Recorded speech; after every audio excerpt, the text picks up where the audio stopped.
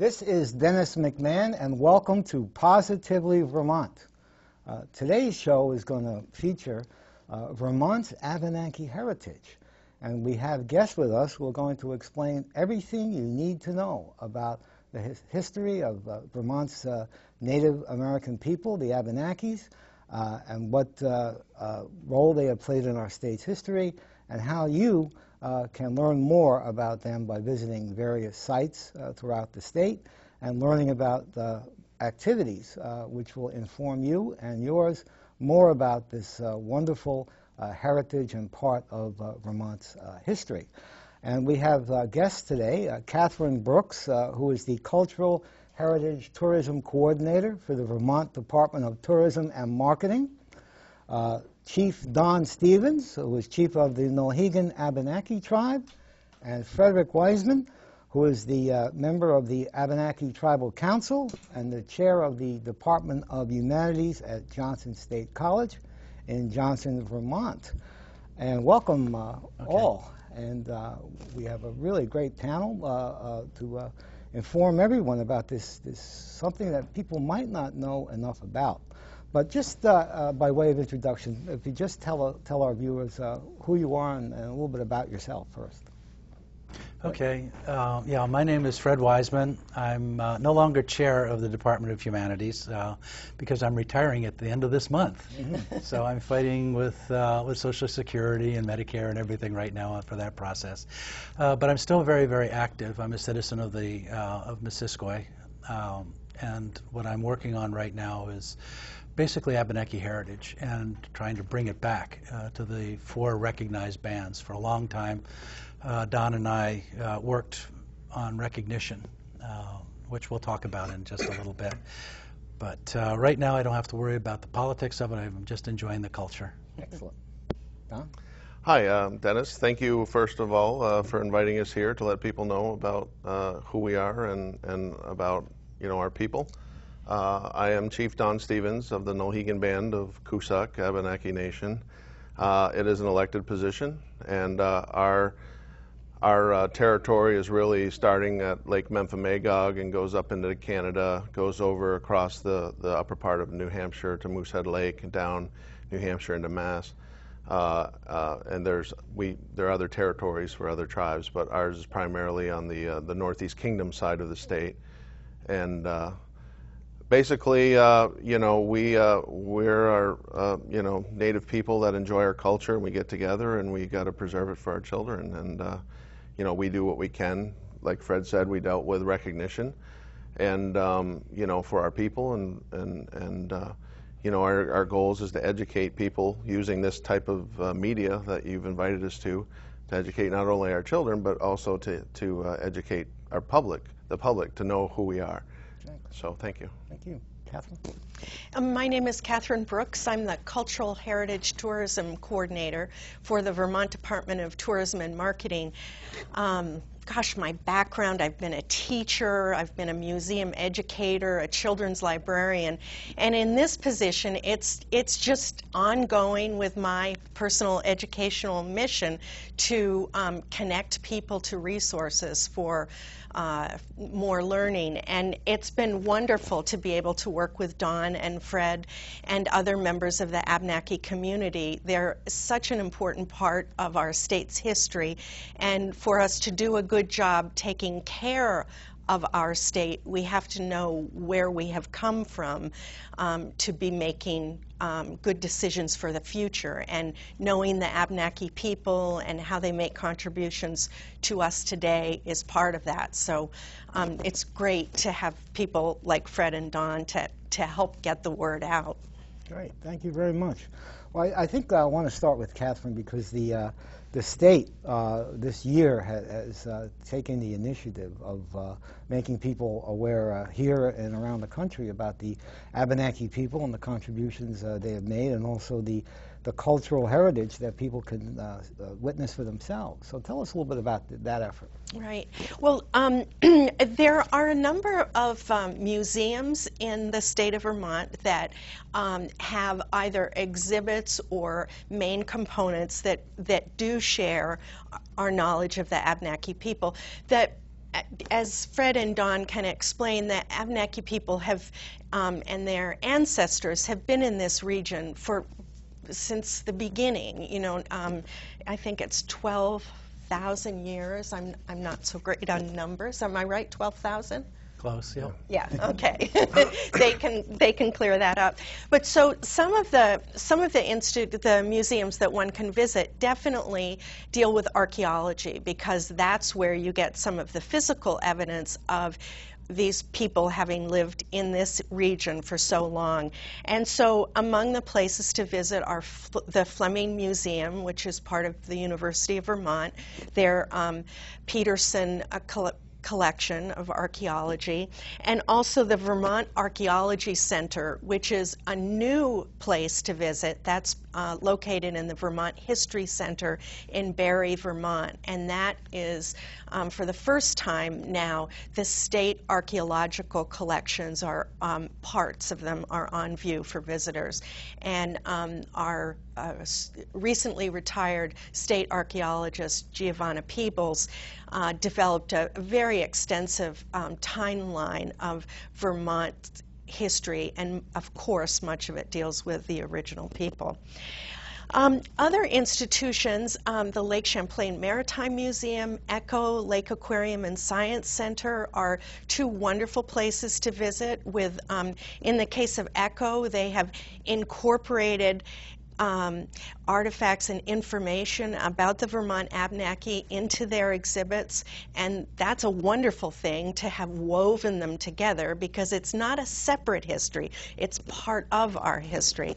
And I highly recommend visits to ECHO, and I mentioned the Maritime Museum has a terrific exhibit as well.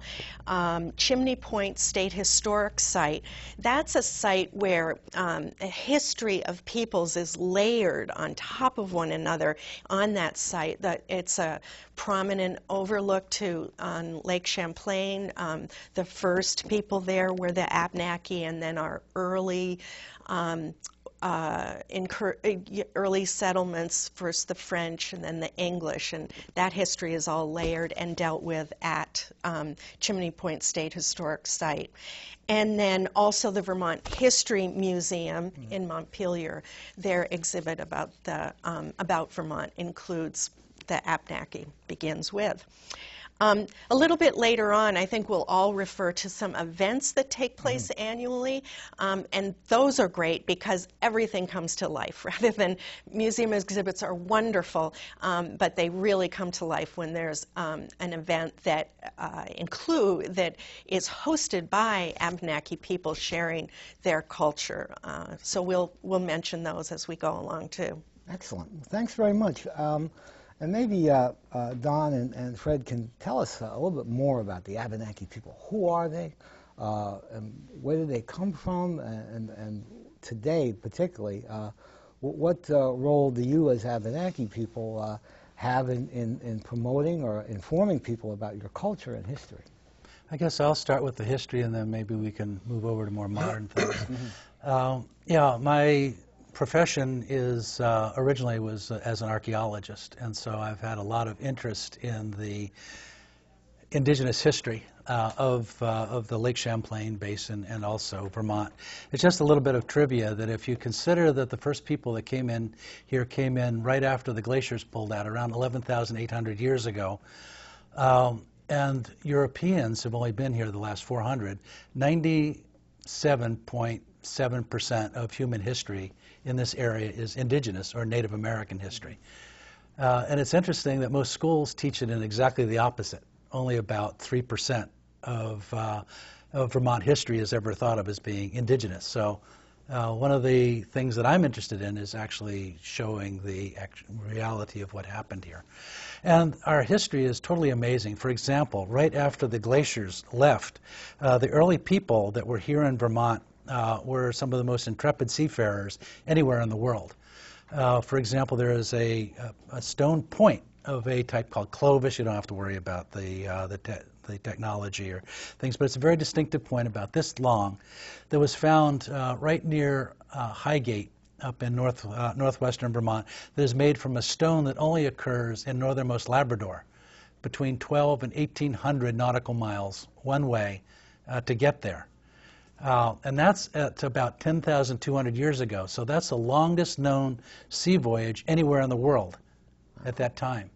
And so our ancestors were pretty interesting people. They weren't just simple hunters and gatherers. They were intrepid seafarers that went along the ice-rimmed coast of Canada in times when this was some of the most dangerous territory to navigate. Then, as time went on, we had the development of a civilization or a culture right here that was very, very distinctive. Anybody that reads any books by myself or other authors will hear about the red paint culture and some of the important and beautiful artwork that was created about 5,000 to 7,000 years ago. And then one of the things that was really interesting is about 1,000 years ago, about 1,200 years ago, everything changed with the introduction of corn, beans and squash, that changed the whole life ways of indigenous people. And for example, I have a stereotype breaker about corn. We always think about corn as being about 6 to 8 feet high. This is Abenaki corn, from the roots to the top. Very, very small. And this is a variety of corn that we'll talk about a little bit later that we're bringing back for agrotourism and things like that. We're trying to raise our old original crops. So even the crops that we had were very, very distinct here, different than the Iroquois, different than the Munsee or the Arika or anybody else, or the Hopi. And so our crops were unique. And then, of course, Europeans came in. And this is something that Don, Catherine, and I worked on a lot. What about, I guess it's 4, 5, 6, 7 years ago now, was the Champlain 400th anniversary. So I brought this little astrolabe. This is a French device for determining your latitude that Champlain brought over and then lost here in the New World. And so the things that the Abenakis and their neighbors contributed to the European culture was amazing. A lot of the fruits, the vegetables that we have, corn, beans, and squash, are varieties of plums, the Concord grape. These are all descended from varieties that were raised here. Words such as toboggan or wigwam, these are Abenaki words. So a lot of our terms came into the language.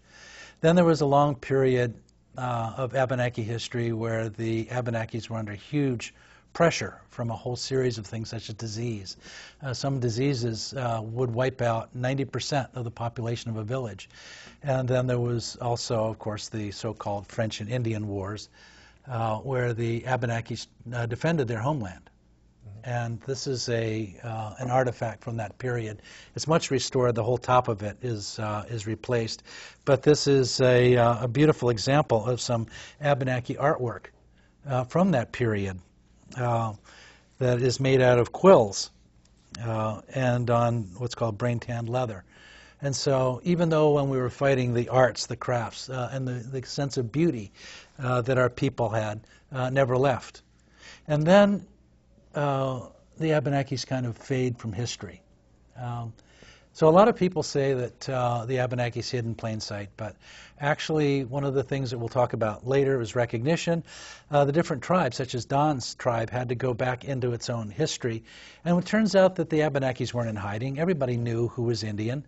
They were raising these crops. They were making, during the 19th century, most of transportation in Vermont. Early 19th century was either on Abenaki-made canoes, Abenaki-made toboggans, Abenaki-made snowshoes.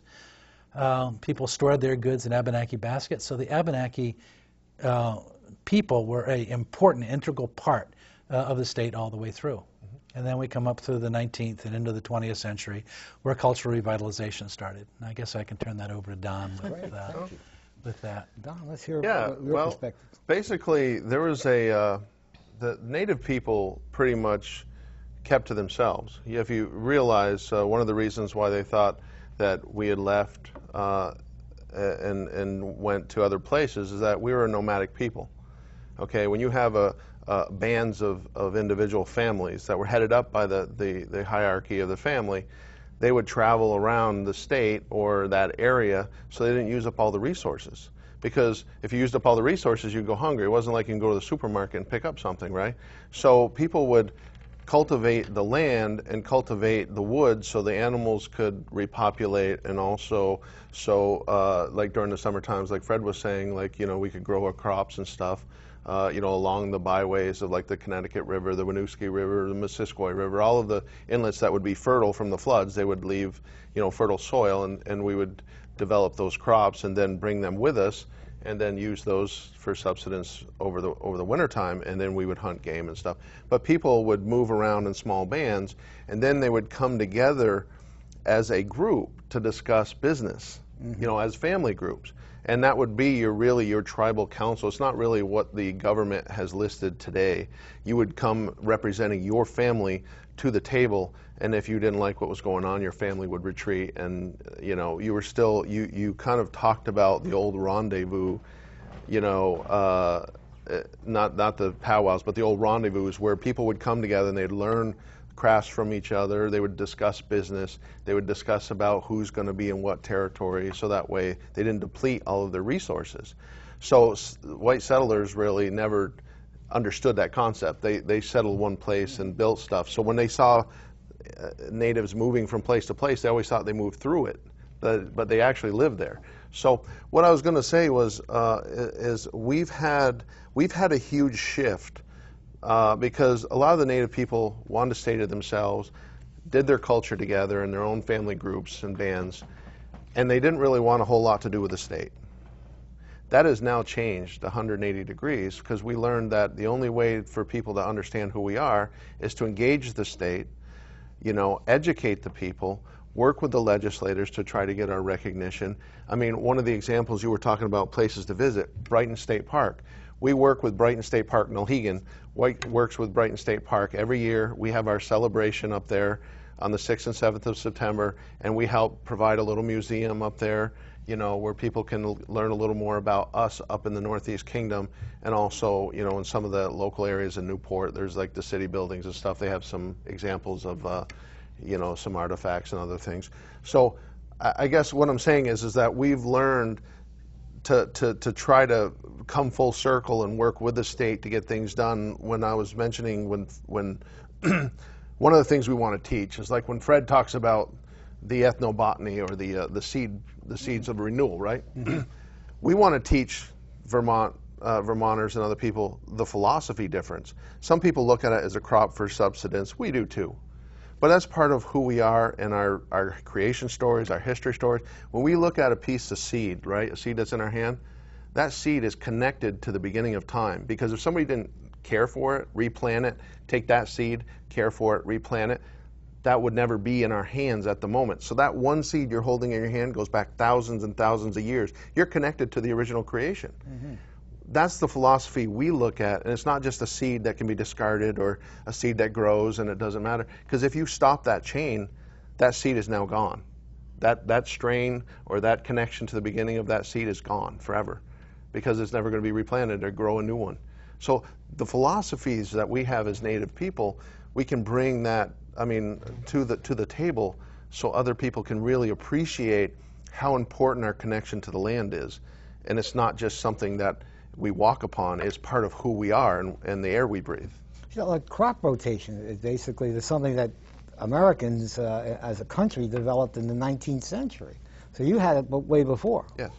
Well, the Abenaki agriculture is very, very interesting and exceedingly complex, and that's one of the main things that we're working on today. And as Don was saying, that every seed is connected back through creation.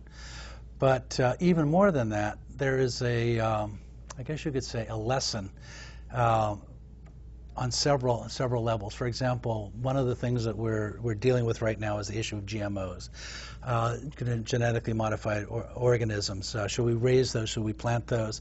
How does that different from traditional agriculture?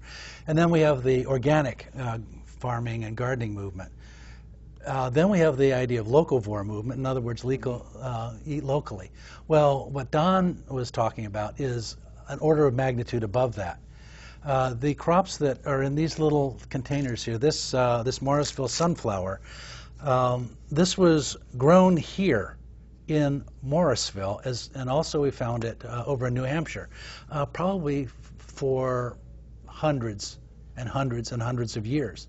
So even more than any of these other things, this is a crop that is adapted to this place, much more than anything else that we've got. Callus, corn, red. This is from Callus, Vermont.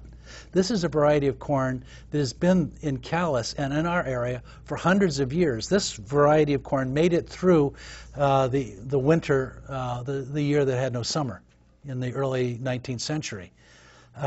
So this is past locavore. This is past organic. This is the next generation above. And so the whole idea is decolonizing our agriculture, decolonizing our diet. These things have been here, so we don't need to adapt new stuff.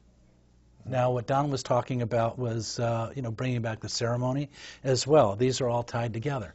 But I'm sorry I broke in on you. No. Just wanted to, amplify what you were saying and nail it. That this has this agriculture and everything that we do has value. There is something of value in all of this, not just for us, but for all Vermonters and the rest of the world. See, I think when people study history, there might be a tendency to do breaks. This was this period, that period, or this group was here, that group came in. But we really have an ability to relate to the entire culture. Of course, and one of the things I wanted to mention is that, you hear different people because people don't understand. One of the reasons I keep stressing education, because without education there's ignorance, really. So the more you educate people, the more they understand and comprehend. Like Fred was saying, these are not just planting of the seeds. Part of this is also the cultural piece of it. Yep. We didn't write things down as a culture, right? As a culture, we taught the generations, that came, before us or after us, like our ancestors, our grandparents would teach the children, all of the things they need to know while the parents were out gathering and hunting. And this is, obviously, way back when, obviously we modernize. That's one thing I want to really stress is that, we don't live in the past. We don't recreate. We evolve, we live, and we redo our ceremonies because they're important to us. It's not a recreation or reenactment or any of that stuff. Like when it comes to the planting of the corns, there's a ceremony to plant, to give thanks to the earth and the Creator and all of that to bring in the blessings to grow. Part of our creation stories we would tell our children is how corn and tobacco are really important to us and how they came to us and how the three sisters evolved. When most people, the three sisters, if they don't know, it's corn, beans, and squash. And that part of that teaching was how to plant in a mound so those three types of plants would work together in harmony with fertilizer like fish or, we'd use fish for fertilizer and other things. But they complement each other. So not only do you have the cultural piece of the stories to teach your children so they remember the story, so they remember how to do it, and then they can reap the benefits of the produce at the end. It's a trifecta thing. You know what I'm saying? Mm-hmm. So it all comes together, and that's how you learn is through the songs and through the ceremonies and through the teachings, and understand the deep-rooted meaning behind it. And that's Vermonters are very proud of their culture, their farms, just like a family farm that's been on there for generations. The kids are really proud of that land, and they're proud of touching that soil and picking it up and smelling it and say, this is my grandfather's land. We feel the same way about all of the land. Mm-hmm. That this and the waters. Our ancestors walked on this land, and we have to be the stewards of this, and we can touch it and feel it and connect to everything that came before us and everything that'll come after us.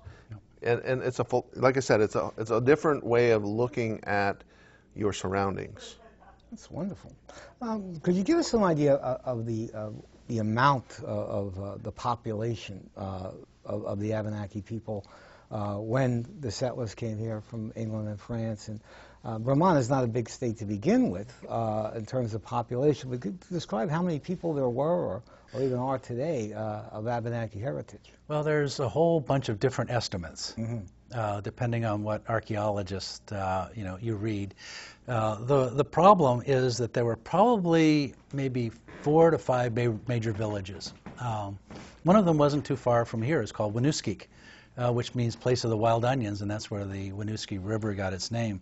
Then there was one up at Missisquoi, on the Missisquoi River. There was one where Vergennes is today, called Natome Ponteguk. Then there was another one over more or less where White River Junction is. So each one of those villages probably at contact about 14 to 1,400 to maybe 1,500 may have had each one of those 500 to 1,500 people. Okay. But then there were a whole bunch of other smaller villages scattered all up and down the rivers. For example, along the Lamoille River near Cambridge, there was a small village there that might have been about 40 to 50 people. The problem is finding all of those villages. So our gross estimate, what we have right now, not knowing how many small villages there were, might be around 4,000 to maybe 6,000 when contact was made. But then remember, I told you that disease came through and wiped a huge amount of that out. And it took a long time for the families that had a measure of disease resistance in them to reproduce, to bring that disease resistance forward. And so the population was like this, and then it crashed way down, and then it's hard to come up fairly slowly. But then something else happened, was that as Massachusetts and Connecticut, they were doing genocide against their people, large numbers of people from southern New England fled, and they came up to Vermont to settle with our people. So, for example, Winooski or Missisquoi has large numbers of southern New England people in it, too. The famous warrior Greylock was not an Abenaki, but actually a person from Massachusetts who immigrated up here and then fought to keep the English from coming up farther. So you had this crash, and then you had the slow increase, but then you had more people moving in from the south. And probably by 1750, we were probably up to around 4,000 again, but not local Abenakis. Then many of those people left and went to other places such as Canada, but many stayed. And so today, a good estimate might be to think about probably around 40% of all French surnamed people in the state of Vermont have enough indigenous blood in them to qualify to be able to join Don's band or Winooski. So you multiply that out and just see how many people that is. We're talking about tens of thousands of people that have significant indigenous blood in them if they decided to do their genealogy and go back and listen to their great-grandparents or that crazy uncle up there, in the Northeast Kingdom that still remembers planting or stories of the old way. And one of the things I want to mention too is, our territory up in the Northeast Kingdom, we have one of the only land grants in Vermont called Phillips Grant. It was way back when in the 1700s, and then it went to Eastman Woodland Company, and then Bedell Grant went to New Hampshire, and then became Vermont. But those were our relatives, my relatives, our connection to those. So I mean, we had a whole swath of land that they leased. I mean, you look it up in the history books, you'll see it's Phillips Grant. So I'm saying there was, like Fred was saying, there was bands all over. But you have to remember, if you look at Indian country today, they populate the native cultures in the millions before contact with a lot of developed. We had developed cultures and developed produce, agriculture, economy, everything. And like Fred was saying, was the disease and the warfare. You got to remember, Vermont was the battleground for New England. Whoever controlled the lake controlled the trade route, right? So the Iroquois were on obviously the New York side, and we were the main front force on the eastern side of the lake, right? So this was all New France. So part of that, what Fred was also discussing, is that not only did we die from our ancestors died from disease and warfare, but the good thing is that, good or bad, people say, well, you look white, you don't look Indian. Well, first off, what does an Indian look like? And number two is that if you look at the history, we fought, this was all New France. So we fought with the French to protect our homeland and the trade routes. So the French were very good at integrating into our culture to learn who we were, to help live among us, and to marry into us. And our culture is, if you married into to your culture, that culture, you became part of that culture. You know, just like when you took, you know, when they took white captives or other native captives, or you intermarry between tribes, they would assimilate into that tribe and become part of that tribe. So obviously we had a lot of mixtures with the French, so that when Fred was saying that 40% of the people probably have some native ancestry somewhere. Significant. Because we integrated, or they integrated with us and vice versa, and it just made you stronger as an alliance. And you can always go into the 7 council fires of the Wabanaki Confederacy, but I'm saying we were all in alliance together, so we traveled and we intermarried between tribes, and you know, so it's kind of a melting pot of our own, not just an American melting pot, but it's a melting pot among Native people. So a lot of this, you know, intercultural merging also brought intercultural art. You know, when they always say, "Oh, we're finding Iroquois pottery, we're finding Iroquois pottery over here." Well, we also were part of the 7 nations who had Iroquois people in our Confederacy. So we learned from them, they learned from us, and we traded with them, and they traded with us. So, you know, there's a lot of things that people put labels on saying, well, maybe this was Iroquois territory. It was always Abenaki territory, and it was even declared by the state as Abenaki territory when the Mohawks tried to do a land claim over here, and they rejected that because this is Abenaki territory. Historically, as well as still is. But anyway, I don't want to go down too much, but I'm just kind of giving you the because I know backdrop. The French and Indian War and the Revolution, but more so where I grew up, was the French and Indian War was more important in a way as a historical treatment, you know, of the school I went to. And some tribes were with the British and some tribes with the French, and you know, that's the way we were taught that, you know. So the Abenaki had a cross-cultural type of a trade relationship with other tribes, despite that, what you're saying. Well, what I was saying is that you had the Iroquois Confederacy. Fred knows a lot more about this than you know. He's studied all of this. But on the western side, you know, on the Adirondack side, you had the Mohawk, the Iroquois Confederacy. Right. That was made up of Iroquois people.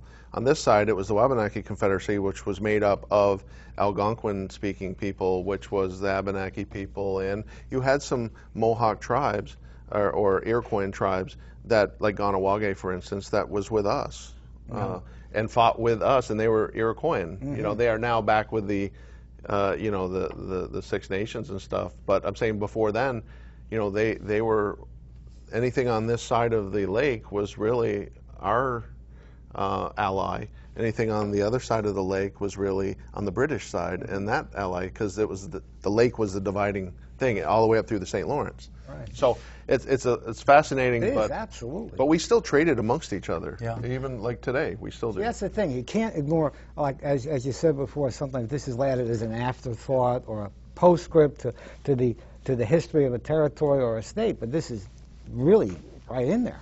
Yeah, I'd like to just share this this wampum belt. Wampum is these are shell from the quahog clam. And Don was saying that we didn't have a written language. This was about as close as we had to a written language. These wampum belts recorded political events. And this one here, if you notice, it has a series of diamonds on them. These are 14 diamonds representing 14 nations of the Great Council Fire, which the Abenakis belonged to. This is us, right here, stretching from Nova Scotia all the way past the Great Lakes to the shadows of the Rockies. So when Don was saying that that we connected to other nations, this is a belt that records this alliance called the Great Council Fire, which the Wabanaki Confederacy and the 7 nations that Don was talking about are just a small component of. But so these 14 nations, from the Ojibwe to the Mi'kmaq or Micmac people, were allied with the French. And what we're doing right now is reestablishing these connections today. And for example, Ganawage just this weekend had its powwow. And a few years ago, you know, a lot of, as a matter of fact, even this time, some Abenakis went up to it to reestablish these old connections. And we also talk about that, Fred. We are still doing that today. That was before, but today, in order to get recognition, we created our own alliance within the state of Vermont. Really? And marked is that the belt for event. that. Yeah, those were dark days. If what Don and me can remember, we were actually, I guess you could say, in an information war with the state of Vermont. The state of Vermont officially did not want to recognize the Abenakis as American Indians because of the fears of Indian identity, which has some things that people always say, oh, land claims, casinos. We could talk about that later. But there was a lot of fear in the state about that. And so the state had divided many of the Abenaki bands. Some bands had turned on the others. And back in 2006, the bands were fighting with one another. And so we had to form an alliance. And this belt here records the 4 recognized tribes today. This would be Elnu, Nulhegan, Missisquoi, and Kawasik. These are the four bands today. And before they could be recognized, Senator Vince Aluzzi told us that you are not going to be recognized until you stop fighting. And so just like this old alliance here, they had to stop fighting among themselves to be able to unite with the French against the Iroquois menace. The 4 bands here, we had to unite and then walk separate paths because each band was going to be recognized separately. But you notice this little symbol here, it's leaning. These are supports. We're supporting each other. So we support each other and we get together. This is the cross. These are pathways going to a central place where we're all together. So we had to band together. And once we formed an alliance, then the state had something quite formidable to deal with. And later on we could tell some of the good times and the bad times. And the roller coaster rides. The roller, yeah, we're going to be recognized next week. No, we aren't.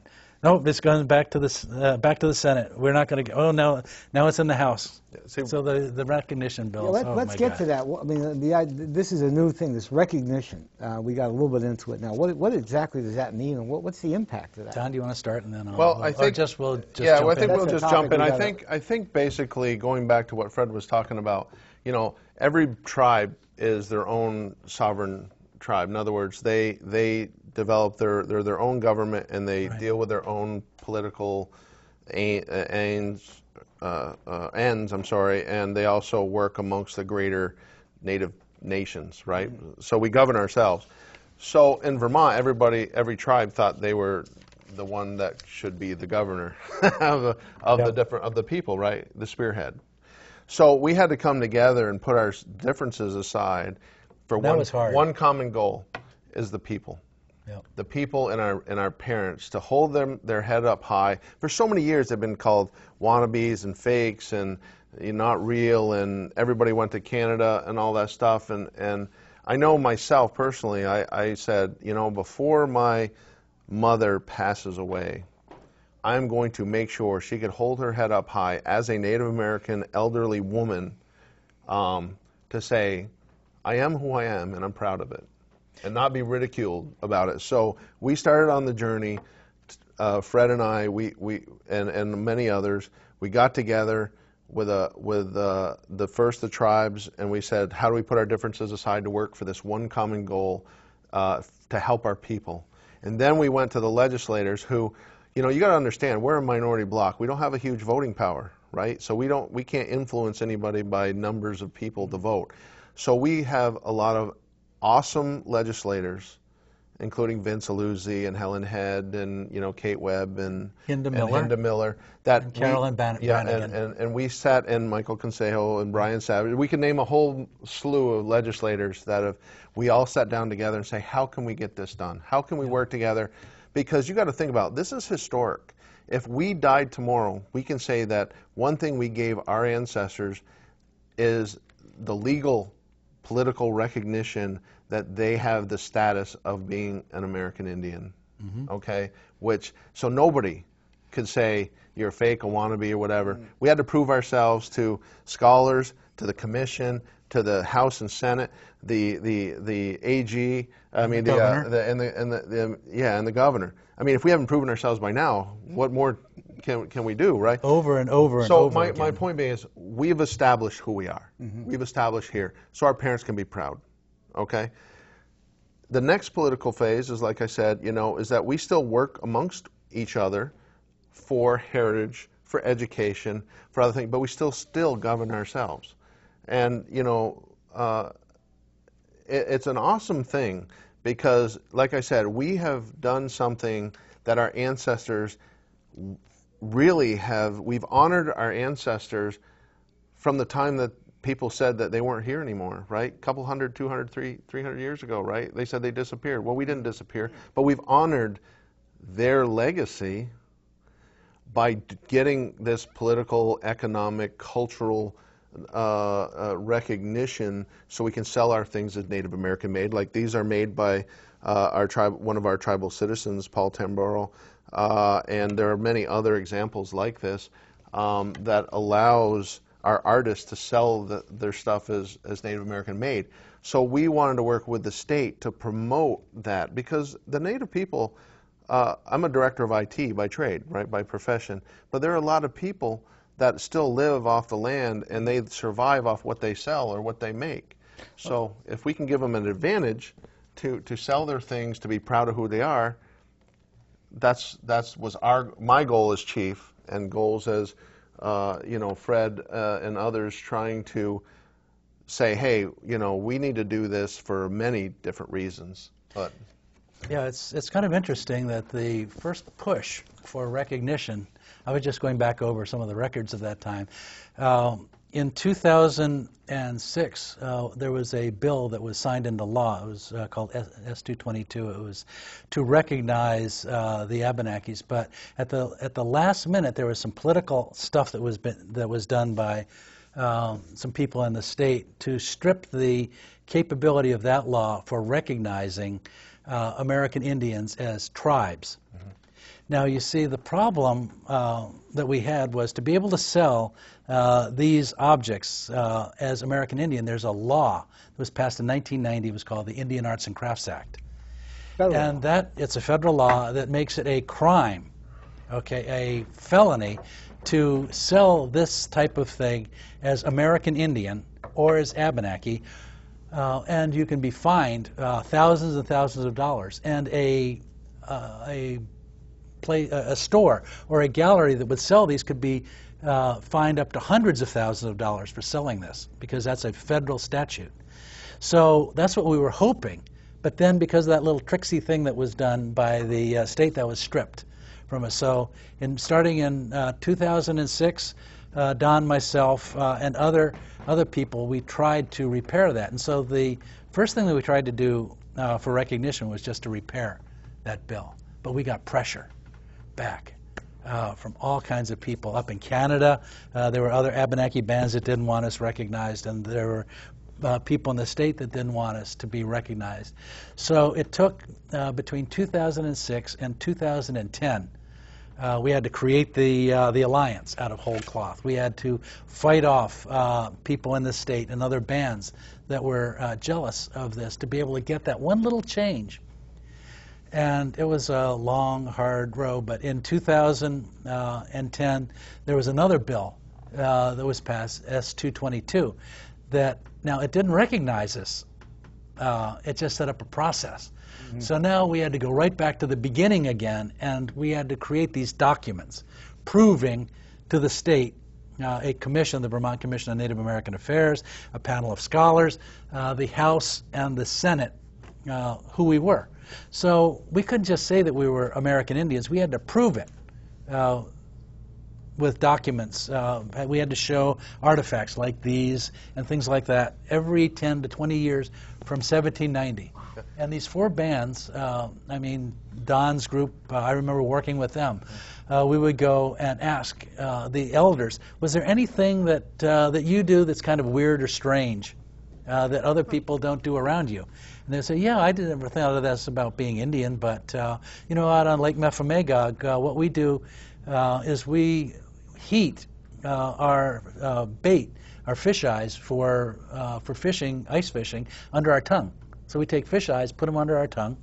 That warms them up. Then we put them on the hook, and they're warm, and so that attracts the fish. And it turns out that I've discovered that that's one of the best indicators of a indigenous identity. Is you go to a Franco-Vermonter or an Anglo-Vermonter and say, do you put fish eyes under your tongue? Like, but Abenaki, oh yeah, we do it all the time. So what they had to do is the bands had to go and find this strange stuff that has this deep time history. So we've discovered that bark houses were built and maintained in Nulhegan up to the 1950s. Yeah. Yeah. Bark houses you think of with like the Iroquois longhouse, you think of in the 18th century. Nope, right there. But I also want to mention something too. Not only did we do the cultural piece, but the ironic thing is that the state had denied our existence for so long. Yep. But part of, like with our tribe, Nulhegan, we used the eugenics survey that they did in 1931 and later, tracking our families from 1787 or whatever down to my grandmother, who was listed on the eugenics survey.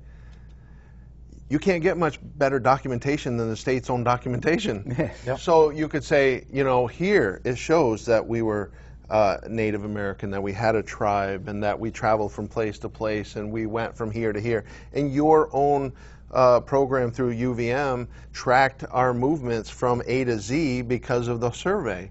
So not only did we prove it with the cultural stuff, but we also had to show that data that we never left and that we were considered by other. It's kind of funny how we have to prove other cultures recognizing us as a people in order to prove who we are. But we had to. Yep. I mean, because that's the evidence, whether it be Jesuit records or whether it be church records or the state of Vermont. But one thing I really want to say that was important to us, because, you know, Fred and I, we've been in the trenches for a long time along with other people. But I have to say, if it wasn't for the support of our families, you know, like my wife and his wife, you know, supporting us, we couldn't get through this, because we become targets. As soon as you stick yourself out there and it's a controversial thing, you are the focal point and the face of your tribe. Mm-hmm. And all of a sudden, you are the ones that people are targeting. There are a lot of hate blogs and everything still out there today that try to just cause pain and misery. Of calling you fakes, wannabe, all these other things that we've clearly already proven who we are, and we ignore them. But it's hard for our family and our children who later on down the road, you know, stuff that's on the internet's there forever, right? You know, so it's really hard for them to come and be put in those situations where it would have been so much easier, like some of our ancestors, just to say, you know what, we're going to do it for ourselves. We're going to stay within our own group. And we're going to just go on about our business and not worry about putting ourselves out there. But we felt that that it was the right thing to do for our people, and we had to champion that, and we had to make sure that it was done for everybody. So when we pass on, not only is the legal status is given to our people throughout now and throughout the time, but also to pass on the cultural stuff, because it's so important not to lose that cultural information. So, you know, whether we come or go, our survival as a people depends on our children. You know, without the children and the education, we go extinct. Well, I'll tell you, this is really absolutely fascinating, and I want to make sure that we're running out of time, but I want to get one more aspect on this, and that's, Don, your Abenaki Artists Association. Tell us what that's about. Well, it's not really my Abenaki Artists. So, you know this alliance thing that we talked about? Yeah. Where the four tribes... You're the president. Right, no, I'm not. The four tribes, sorry. The four tribes that came together, right, they created an alliance for the sole purpose of helping our people and to be able to sell your arts and crafts as Native American made. So the people from each of the tribes came together and said, well, now we got to market our artisans, because what's the point of doing the recognition for our people, to help our people, if we don't continue that, to educate and to also show wares like this so people know who we are. So the Alliance got together and said, how do we get all of our artists together into one place? And Vera Longtoshian of Elnu, she spearheaded the Abenaki Artists Association. She kind of spearheaded that and organized it and got the buy-off on all the chiefs of the tribe and say, you know, does this look good to you? Does that look good? And then we submitted the names of all of the tribal artists, and then it's up to the other artists to come into the fold if they want. But that was kind of created to say, okay, these are authentic Abenaki-made art, and we're the only Western Abenaki people recognized in the United States. Right? So there hasn't been a lot of this art out there. And now that we have legal recognition status for collectors or for individuals that just want to know about us or get some of the things, it's a very it's an avenue to control, to make sure that that's done in a proper way, and to work with the state of Vermont to promote those kind of things, because we're working with the state now hand in hand to help, not only help the state, but also to help us, and we're working as partners. And it's been an excellent partnership, and we hope to continue that. Yeah, Go ahead. Along those lines, for viewers that would like to know about the artists in this association, we have posted on the VermontVacation.com website places to visit and events to attend, and also the Vermont Abenaki Artists Association. And that you will find that on the web at VermontVacation.com/Abenaki. Great. And there are links that take you right to the Artists Association website. And in addition to jewelry, there's twined baskets and fabric, textiles, all sorts of just beautiful things. And at some of the events as well, members of the association are exhibiting and have their items for sale too. I think our tribal links are also on the Yes, State of Vermont exactly. There's a lot of material here Yeah. on the Vermont Vacation, and the Yeah. artist, and also indicates the 4 different components of the Abenaki. the 4 bands of the Alliance. And, it's absolutely fascinating. And so someone just can't go out there and say, oh, this is an Abenaki bracelet or something, without having it authenticated, right? That's One of the things that's important is that the Abenaki Artists Alliance has two themes. So if you go on their website, they have traditional art and contemporary. So this is an example here I brought in just of a traditional art. This is made by one of the El New artists. Her name is Rose Hartwell, and she is a master quill worker, and she does traditional.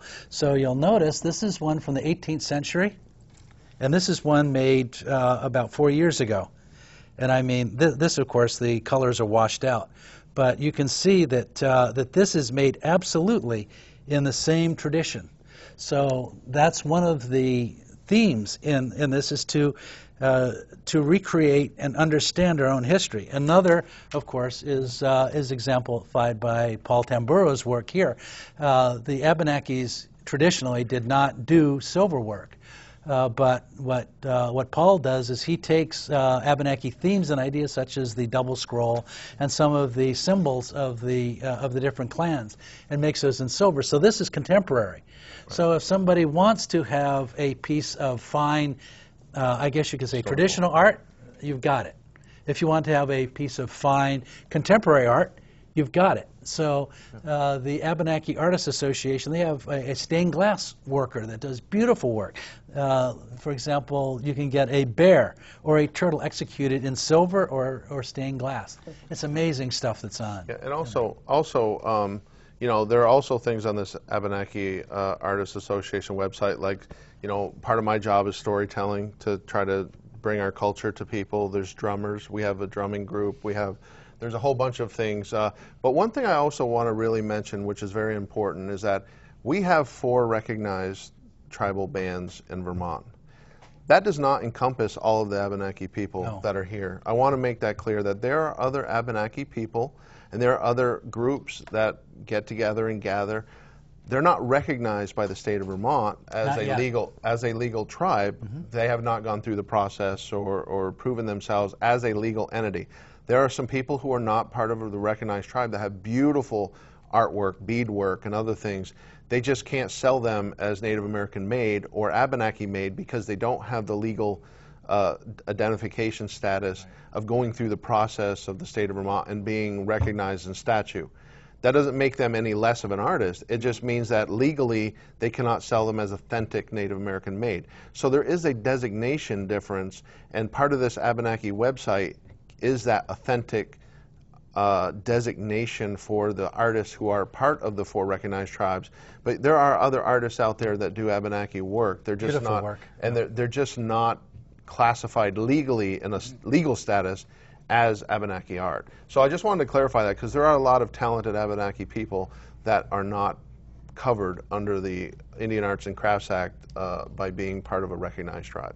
So. But one of the other things that there is an option within the Indian Arts and Crafts Act for these 4 bands to actually kind of not privately, but internally as a tribe, to look at this person's genealogy, their culture, and they can actually designate a person who is not a part of a recognized tribe as a Indian artist under the Indian Arts and Crafts Act. So that's one of the things that probably in the next few years we're going to start moving toward, to be able to provide this safe haven or umbrella for these kind of unaffiliated artists. Well, it sounds like you have a tremendous amount of work to do, as well as just getting started. Tremendous amount of work that you've done. It's absolutely fascinating. And what I'd like to do before we conclude is we talked about the past, we talked about the present and the future. What do you hope to achieve, or plans you have for the future in terms of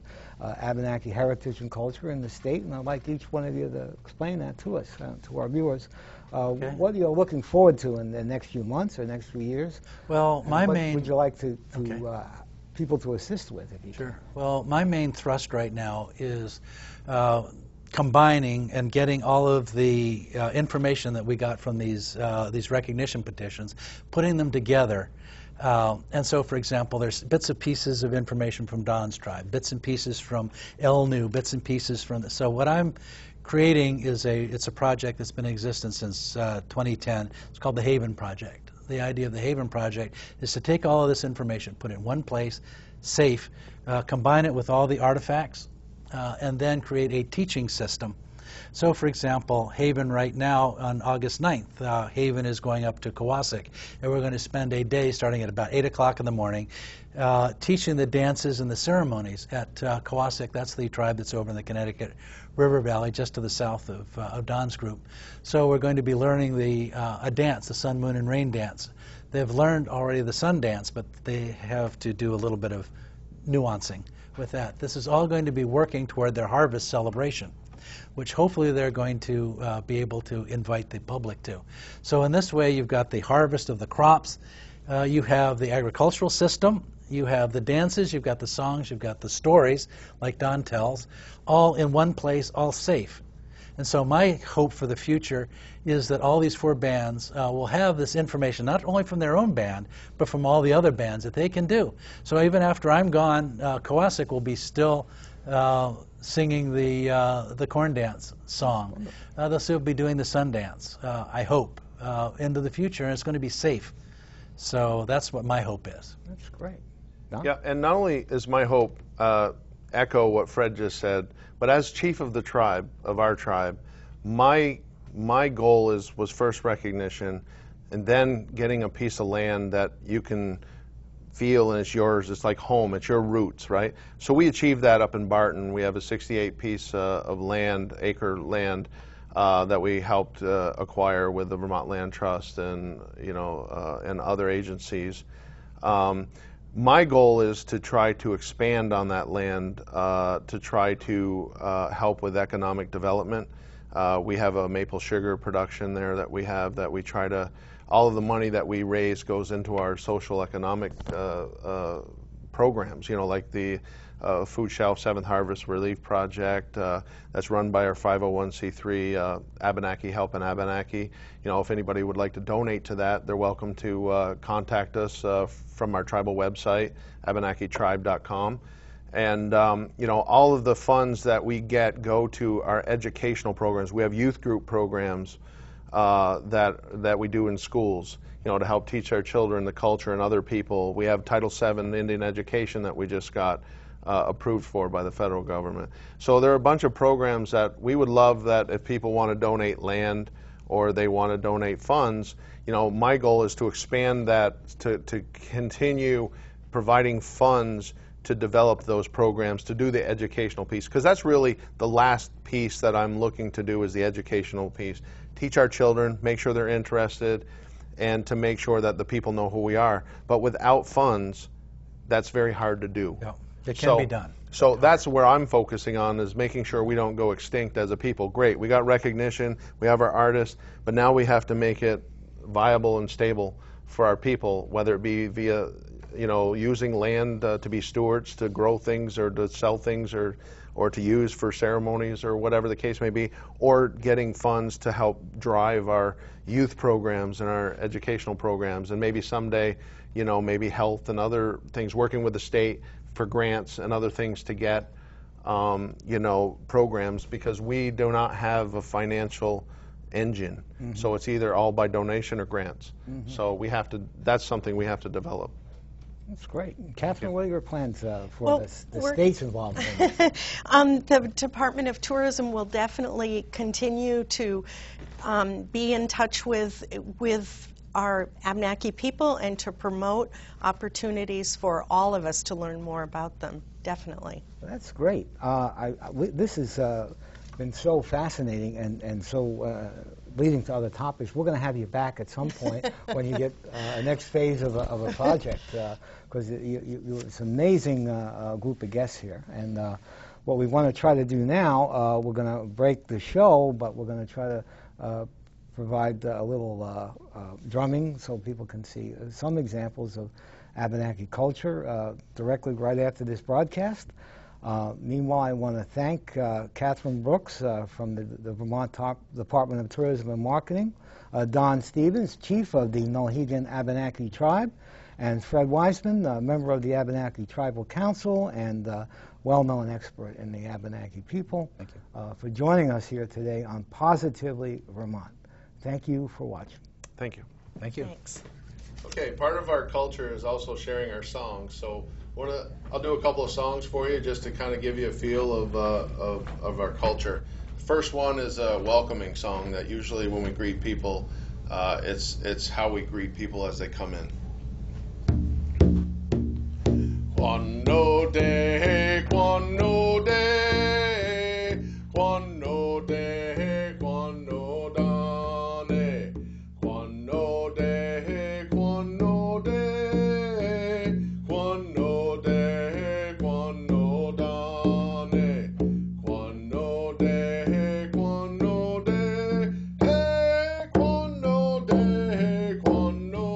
de,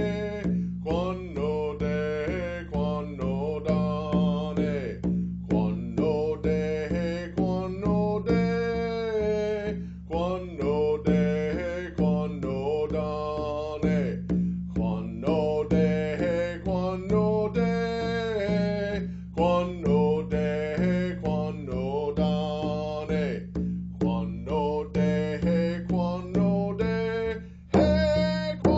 de, quando de, quando de, quando dane, quando de, quando dane. Oh.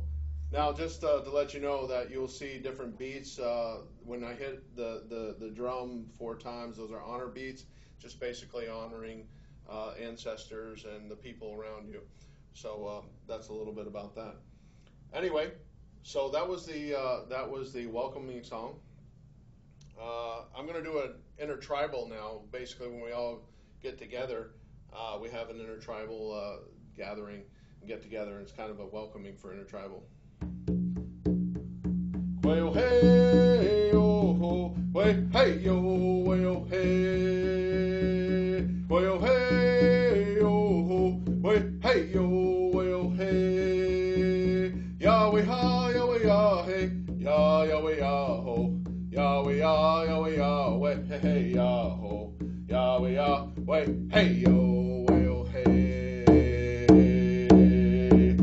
well, hey, oh, ho, well, hey, yo, well, hey, well, hey, oh, ho, well, hey, yo, well, hey, Yahweh, ha, Yahweh, Yah, hey, Yah, Yahweh, Yah, ho, Yahweh, Yah, Yahweh, Yahweh, hey, hey, Yah, ho, Yahweh, Yahweh, hey, yo, well, hey.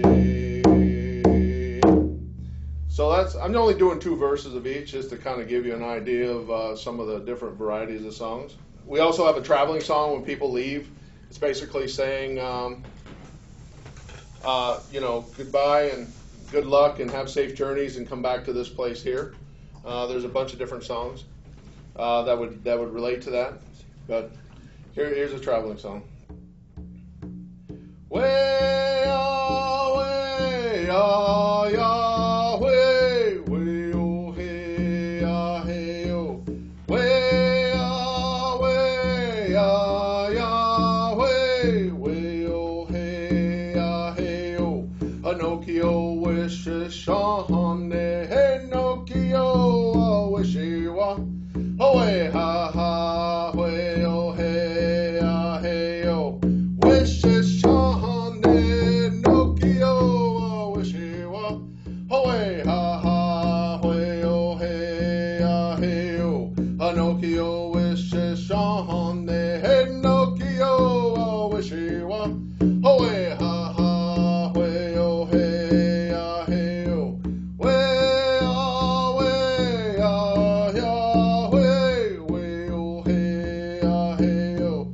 Way, ah, ya, way, oh, hey, ah, hey, oh. Pinocchio wishes Sean, hey, Nokio, wishy wa. Oh, hey, ha, ha, way, oh, hey, ah, hey, oh. Wishes Sean, hey, Nokio, wishy wa. Oh, hey, ha, ha, way, oh, hey, ah, hey, oh. Pinocchio wishes Sean, hey, Nokio, wishy wa. Oh, hey, ha, ha, way, oh, hey, ah, hey, oh. Oh. So basically, that's a traveling song. And so you got a taste of a welcome song, an intertribal when we got together, and a traveling song when we depart. So anyway, I'm Chief Don Stevens, Nulhegan Band of Cusack, and I want to wish you safe journeys and safe travels. And be well. And thank you very much.